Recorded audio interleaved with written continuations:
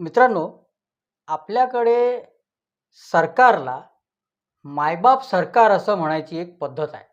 तुम्ही खूपदा ऐकलं असेल, की मायबाप सरकार आम्हाला हे पाहिजे, मायबाप सरकारने आमच्यासाठी हे करायला पाहिजे वगैरे असे लोकं म्हणत असतात. म्हणजे त्याचा अर्थ असा आहे, की आपलं म्हणजे लोकांचं, जनतेचं भलं-बुरं करायची ताकद आणि जबाबदारी ही दोन्ही सरकारची आहे. असं जनता समजते, असं लोकांना वाटते. मायबापांप्रमाणे जनतेची काळजी घ्यायची आणि समजा काही कोणी चूक केली तर त्याला शिक्षा करायची. पण शिक्षा करताना एका गोष्टीचं लक्ष ठेवायचं, एक गोष्ट एन्शुअर करायची, की ती जनता जी आहे ती सरकारला मायबाप म्हणते, म्हणजे सरकारची मुलं असल्यासारखी जी जनता आहे, ते मुलं दुखावले जाणार नाही.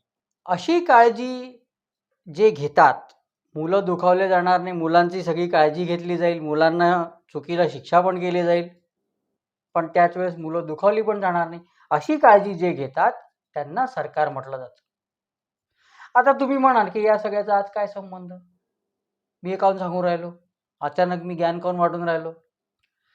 तर त्याचा संदर्भ असा आहे, की मराठा आरक्षणावरून जो गोंधळ गेले काही महिने राज्यामध्ये सुरू आहे, त्याच्यामध्ये सरकार एक एंटिटी म्हणून कसं काम करतं याचा दाखलाच मी तुम्हाला आज देणार आहे. नमस्कार, मी अश्विन अघोर, तुम्ही बघून राहिले घनघोर. मित्रांनो, जालना जिल्ह्यामध्ये आंतरवली सराटी गावात मनोज जरांगे उपोषणाला बसले होते. मराठा समाजाला आरक्षण मिळालं पाहिजे अशी त्यांची मागणी होती. त्याच्यासाठी त्यांनी आमरण उपोषण चालू केलं होतं. त्यांची प्रकृती खालावली असं म्हणून पोलीस तिथे पोहोचले आणि त्यांना दवाखान्यात ॲडमिट करायला म्हणा किंवा त्यांचं उपोषण संपवायला म्हणा, पोलिसांनी प्रयत्न सुरू केले. आणि ज्या दिवशी हे सगळं झालं, त्या दिवशी प प जरांगे तर काही गेले नाही. पोलीस परत गेले. मग दुसऱ्या दिवशी जेव्हा पुन्हा पोलीस आले 1 सप्टेंबरला, पोलीस आणि आंदोलक, कार्यकर्ते यांच्यामध्ये काहीतरी वादावादी झाली, हुज्जत झाली, अ, वातावरण तापलं. पोलिसांनी अश्रुधूर वगैरे वापरला, दगड म्हणजे पहिले पोलिसांचा दावा असा आहे, की पहिले आंदोलकांनी आमच्यावर दगडफेक केली, महिला पोलिसांवरती हल्ला केला, पोलीस जखमी झाले, 60-70 पोलीस जखमी झाले. महिला पोलीस त्याच्यामध्ये होत्या, महिला अधिकारी त्याच्यामध्ये होते. मग त्याच्यानंतर पोलिसांनी लाठीचार्ज केला, अश्रुधूर वापरला, ते रबर बुलेट्स वगैरे वापरले. आता ही घटना आपल्या सगळ्यांना माहिती आहे. याच्याबद्दल खूप बोलून झालेलं आहे, सांगून झालेलं आहे, लिहून पण झालेलं आहे. दोन्ही बाजूचे व्हिज्युअल्स आणि दोन्ही बाजूचे व्हर्जन्स आपण अनेकदा टीव्हीवर बघितले आहे आणि ऐकले आहे. त्याच्यामुळे त्या दिवशी तिथे काय झालं याच्यावर बोलण्याची आता काही गरज नाही. सगळ्यांना सगळं माहिती आहे. पण या एका घटनेमुळे आणि त्या आंदोलकांवर लाठीचार्ज झाल्यासारखं म्हणजे इतका मोठा त्याचा हाईप केला रिपोर्टिंग, म्हणजे सारखं रिपोर्टिंग चॅनलवरती सुरू होतं. या घटनेमुळे ते सगळं आंदोलन जे आहे ते राज्यभर पसरलं आणि मग ते एक पॉइंटवर ते आवरेनासं झालं, आउट ऑफ कंट्रोल व्हायला लागलं. सरकारने कारवाई केली, लाठीचार्ज ज्या पोलिसांनी केला त्या पोलिसांवर कारवाई केली, कोणाला निलंबित केलं, कोणाची बदली केली, कोणाला सक्तीच्या रजेवर पाठवलं, सुट्टीवर पाठवलं. पण जेव्हा जेव्हा दगडफेक करणाऱ्यांवर काय कारवाई करणार हा विषय निघाला, तेव्हा तेव्हा गृहमंत्री आणि पोलीस यांना टार्गेट करणारे विधानं विरोधी पक्षांकडनं आणि काही लोकांकडनं करण्यात आले. आमच्या कार्यकर्त्यांवर कारवाई करायची नाही, आमच्या कार्यकर्त्यांवरचे गुन्हे परत घ्या, अशी भाषा पण वापरल्या गेली, अशी मागणी पण झाली. या सगळ्या ह्याच्यात राज्याचं वातावरण तापलेलं होतं. राजकीय आरोप प्रत्यारोप चालू होते. राजकीय पक्ष एकमेकांवर आरोप करत होते, नेते एकमेकांवर आरोप करत होते आणि चॅनलवाले आगीत तेल ओतायचं काम करत होते आणि त्याच्यामुळे अजून वातावरण बिघडत होतं. अशा वेळेस पोलिसांनी जी काही चूक केली आंतरवली सराटीमध्ये लाठीचार्ज करून, त्या सगळ्या चुकांची जबाबदारी घेतली गृहमंत्री देवेंद्र फडणवीसांनी आणि त्यांनी माफीसुद्धा मागितली की जे झालं त्याच्याबद्दल मी माफी मागतो, पोलिसांवर आम्ही कारवाई करू, अधिकाऱ्यांवर कारवाई करू वगैरे, ती सगळी प्रेस कॉन्फरन्स तुम्ही बघितली असेल. पण याचा अर्थ असा नव्हता की ज्यांनी पोलिसांना जखमी केलं त्यांच्यावरती काहीच कारवाई होणार नाही, ज्यांनी जाळपोळ केली, ज्यांनी लोकांचे घरं जाळले, हॉटेल जाळले, ऑफिसेस जाळले, गाड्या जाळल्या, त्यांच्यावर काही कारवाई होणार नाही, असा याचा अर्थ नव्हता.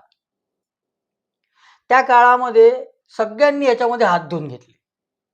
विरोधी पक्ष म्हणजे राष्ट्रवादी शरद पवारांचा जो गट आहे त्या गटाने तर म्हणजे काही विचारूच नका, इतके काय काय आरोप केले का बस रे बस.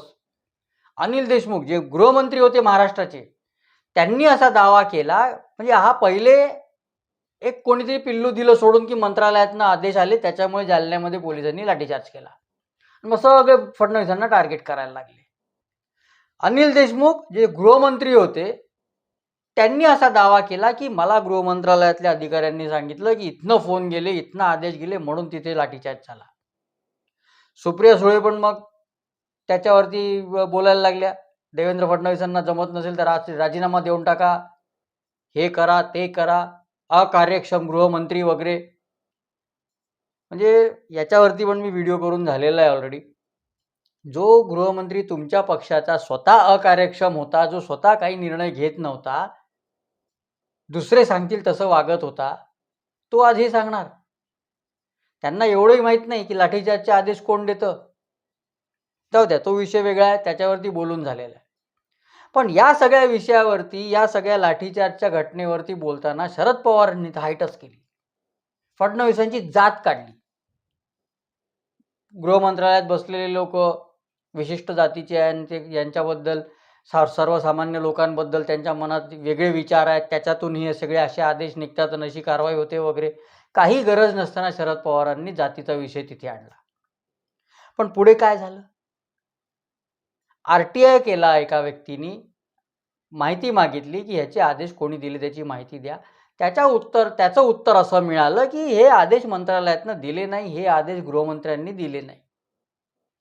याचा अर्थ असा आहे की जो काही निर्णय झाला तो स्थानिक पातळीवर झाला. आता सगळे जे नेते आहेत ज्यांनी खोटे आरोप केले, उगाच सरकारची बदनामी केली, राज्यामध्ये कायदा सुव्यवस्थेची परिस्थिती खराब करण्याचं काम केलं, ते आता राज्याची माफी मागणार आहेत का, जनतेची माफी मागणार आहेत का आम्ही खोटं बोललो म्हणून? एवढी अपेक्षा करणं खूप जास्त आहे. आता जेव्हा ती घटना झाली, लाठीचार्जची घटना झाली, त्याच्यानंतर जाळपोळ, घरं जाळले, दुकानं जाळले, ऑफिसेस जाळले, हॉटेल जाळले, गाड्या जाळल्या लोकप्रतिनिधींच्या, त्या सगळ्याची चौकशी पण चालू होती. त्या चौकशीच्या दरम्यान जे पोलिसांना पुरावे मिळाले, जे एव्हिडन्सेस मिळाले, जे लोक आयडेंटिफाय झाले, त्यांच्यावर आता कारवाई सुरू झाली आहे. आणि चौकशी जी सुरू होती ती आता कारवाईच्या टप्प्यात आलेली आहे. काल या पूर्ण मॅटरमध्ये पोलिसांनी 4घांना अटक केली जाळपोळीच्या आणि या सगळ्या घटनांमध्ये. त्याच्यामध्ये असं आहे की ऋषिकेश बेद्रे, संजय शिरसाट, कैलास सुरवसे आणि निलेश राठोड हे 4 जण पोलिसांनी अटक केले आहे. ऋषिकेश बेद्रे जो आहे त्याच्याकडनं देशी पिस्तूल, देशी कट्टा आणि 2 जिवंत कारतूस पोलिसांनी जप्त केले. आणि या सगळ्यांना आता 2 डिसेंबरपर्यंत ज्युडिशियल कस्टडी दिलेली आहे कोर्टाने. जेव्हा त्या ऋषिकेश बेद्रेला अटक झाली, त्याचा माहिती काढायला सुरुवात केली लोकांनी, तेव्हा असं लक्षात आलं की अरे हा तर राजेश टोपेंचा कार्यकर्ता आहे, हा सुप्रिया सुळे गटाचा कार्यकर्ता आहे, गेवराईचा तालुका प्रमुख आहे. पण ही बातमी मीडियामध्ये कुठेच आली नाही. फक्त एका चॅनलने दाखवली, जय महाराष्ट्र. बाकी कुठल्याही चॅनलने ही बातमी दाखवली नाही की याचा इतिहास काय, ऋषिकेश बेद्रेचा, याचे पॉलिटिकल कनेक्शन्स काय, हा कोणाचा कार्यकर्ता आहे. मराठा आंदोलनासाठी काम करत होता, मराठा आरक्षणासाठी काम करत होता, आंदोलन करत होता, तो भाग वेगळा. पण यांचे पॉलिटिकल कनेक्शन्स काय आहे, कोणाशी आहे, त्याच्याबद्दल कोणी बोलायला तयार नव्हतं. मग राजेश टोपेंचा कार्यकर्ता आहे, मग ते फोटो बाहेर यायला लागले, एक एक त्याच्या पोस्ट बाहेर यायला लागल्या. त्याच्यावरून हे असं एस्टॅब्लिश झालं की बा हा तर सुप्रिया सुळे गटाचा कार्यकर्ता आहे. मग आता सुप्रिया सुळेंना प्रश्न विचारायला पाहिजे, सुप्रिया सुळेंनी याचं उत्तर द्यायला पाहिजे. जेव्हा असे आरोप व्हायला लागले, प्रेशर वाढायला लागलं, तेव्हा राजेश टोपेंनी असा दावा केला की मी याला ओळखतच नाही.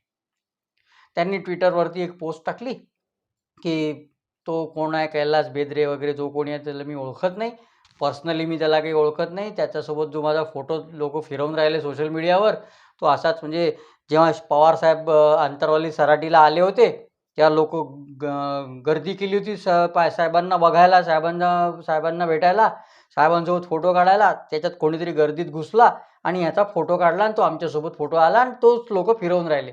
आमचा त्याच्याशी तसा काही संबंध नाही. पण हा जो काही बचाव स्वतःचा राजेश टोपे करून राहिले त्याला अजिबात अर्थ नाही आहे. कारण जो फोटो सोशल मीडियावरती फिरून राहिला, जो फोटो लोक बघू राहिले, त्या फोटोमध्ये फक्त 3च जण आहे, राजेश टोपे, शरद पवार आणि ऋषिकेश बेद्रे.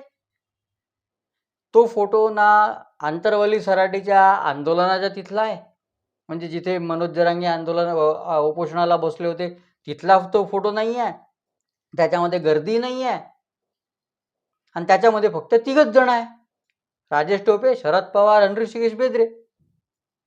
आता हा फोटो कोणाच्या तरी घरी काढण्यात आलेला आहे.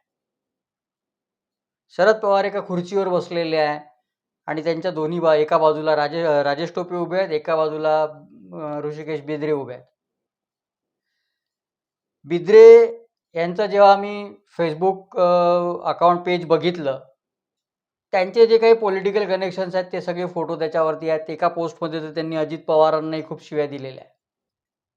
डेंग्यू झाला पण दिल्लीला जायला वेळ आहे, मराठ्यांसाठी काम करायला वेळ नाही वगैरे, अजित पवारांचा निषेध वगैरे अशी पोस्ट त्यांनी केलेली आहे. आता ह्या ज्या काही घटना आहेत, ऋषिकेश बेद्रे आणि त्याच्यासोबतचे 3 जण यांना पोलिसांनी अटक कशाच्या संदर्भात केलेली आहे? लोकप्रतिनिधींचे घरं जाळणे, त्यांच्या संपत्तीचं नुकसान करणे, त्यांच्यावरती अटेम्प्ट टू मर्डर, 353 वगैरे असे खूप सारे सिरियस गुन्हे दाखल आहेत. या सगळ्यांवरून आता तुम्ही डॉट्स जोडा. कोणाचा संबंध कोणाशी आहे, कोणी कोणाला काय सांगितलं असेल, कोणी कोणाचं ऐकलं असेल आणि जे काही घडलं ते कोणाचं ऐकून घडलं असेल, कोणाचं ऐकून या लोकांनी ते केलं असेल, हे डॉट्स तुम्ही जोडा. हे मी काही तुम्हाला सांगणार नाही. आता दुसरा मुद्दा, मराठा आंदोलनाच्या संदर्भामध्ये मराठा आरक्षणाचं जे काही आंदोलन सुरू आहे त्याच्याशी संबंधित या सगळ्या घटना आहेत. जेव्हा या घटना घडल्या तेव्हा मराठा आंदोलन करणारे जे आंदोलक आहेत ते म्हणत होते की हे आमचे लोकच नाही, हे सरकारने घुसवलेले लोक आहे, आमचा यांच्याशी संबंध नाही. आंदोलन बदनाम करायला, मराठा समाजाला बदनाम करायला सरकारने त्यांचे लोक याच्यात घुसवले आहे, आमचा याच्याशी काही संबंध नाही, त्यांच्यावर काय कारवाई करायची ती करा. ठीक आहे ना, पॉसिबल आहे, असू शकतं.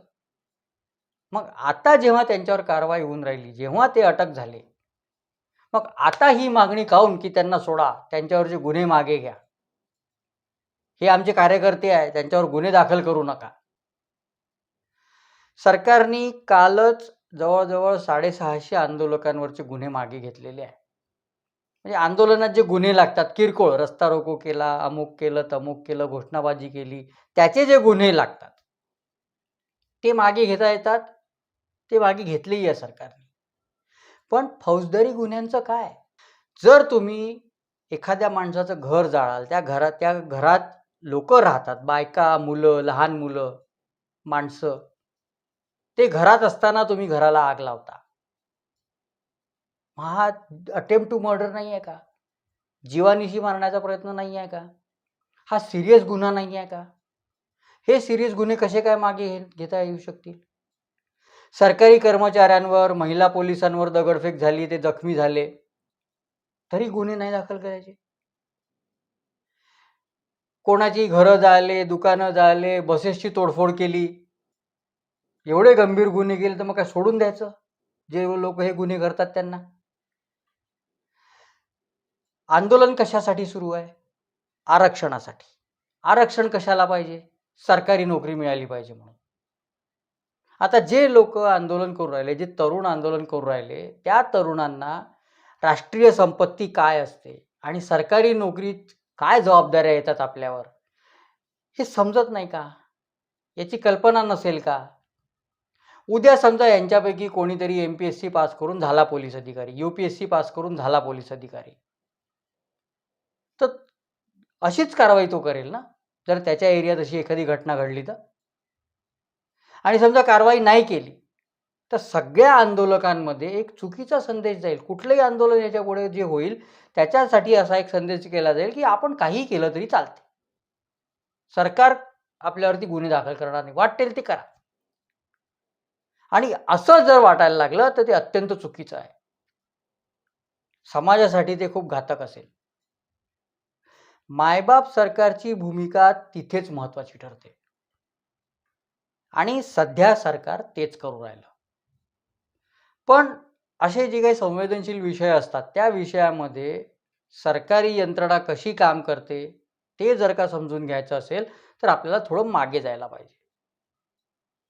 कारण काही दिवसांपूर्वी OBC नेते छगन भुजबळ आणि सरकारमध्ये मंत्री पण आहेत त्यांनी OBCमधनं मराठ्यांना सरसकट आरक्षण द्यायला विरोध केला, त्याच्या विरुद्ध दंड थोपटले.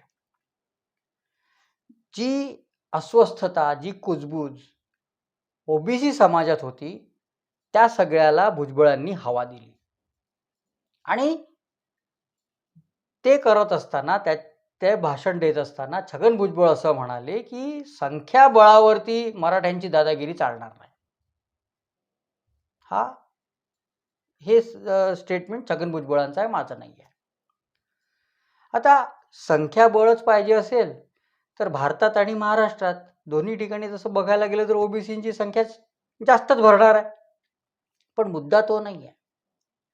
मराठा आंदोलकांनी दगडफेक केली, हिंसाचार केला, जाळपोळ केली असं छगन भुजबळ म्हणाले. त्यांनी पोलिसांची बाजू घेतली. ते असं म्हणाले की ते काय 70-72 पोलीस काय पाय घसरून पडले का, ते काय असे कसे जखमी झाले.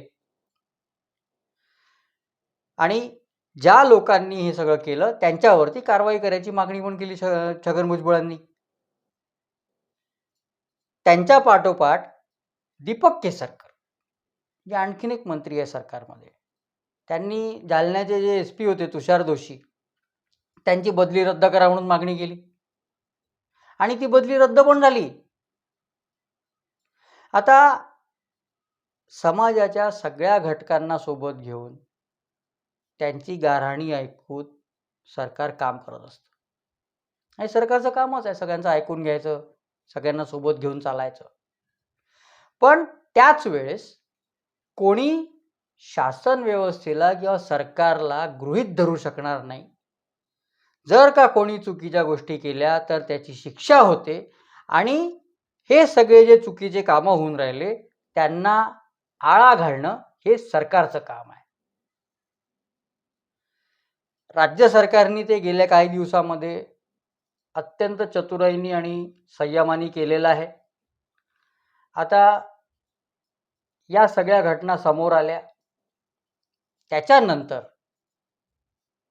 ऋषिकेश बेदरे त्याच्यासोबतचे साथीदार यांना अटक झाली. त्यांचे पॉलिटिकल कनेक्शन्स, त्यांचं सगळं एकूण क्रेडेन्शियल्स हे बघितले तर राज्य कोण पेटवून राहिलं, राज्यात लॉ अँड ऑर्डर सिच्युएशन कोण निर्माण करून राहिलं याचं उत्तर सुप्रिया सुळे गटाला द्यावं लागणार आहे, म्हणजे शरद पवारांच्या गटाला द्यावं लागणार आहे.